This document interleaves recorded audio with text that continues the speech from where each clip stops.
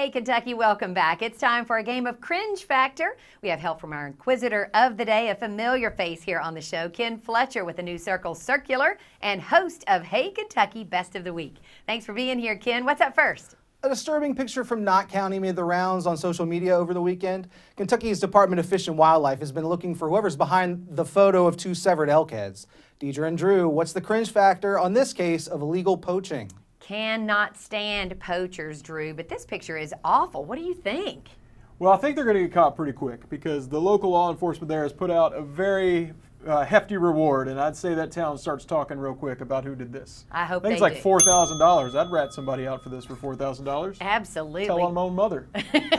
Ken, what's next? A Louisville family court judge has been reprimanded for a mistake he made during his time as a divorce attorney. The state bar alleged that Derwin Webb failed to confirm that a divorce decree had been entered for his client, which she found out after she married another man. What's the cringe factor here? Oh, double down cringe. You don't want to marry twice. I mean, that's just awful. What do you think? What would you do? We're not about that. I don't know what you do to them, but this is a pretty big mistake. I mean, I guess the woman technically had two husbands at one time. She thought she finally got rid of the one, and paperwork error, and here she is married twice. Right, and they had insurance and everything they had filed, and it became a financial problem as well.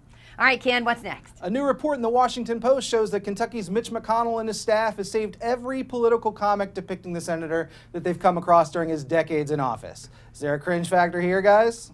I'm not cringing on this at all, Ken. I don't know about you, Drew, but I think it's pretty cool. Those cartoons, some of them are outlandish, and why wouldn't you keep them? I kind of like that he keeps them, shows he can take it a little bit, but that's got to be a big supply. I mean, what kind of warehouse is holding all these? There's been years of these cartoons, and he's cut all of them out. Got to know where he's keeping them. You know he's paid somebody to cut them out. He doesn't cut them out himself. It does show he might have a little thick skin, though, that he saves them and hangs on to them. There you go. Ken, what is next? A man who says he had a couple of drinks and decided to break into a Lexington woman's home on a whim is accused of snatching a pair of her dirty underwear, which were later found outside the trash in the man's home.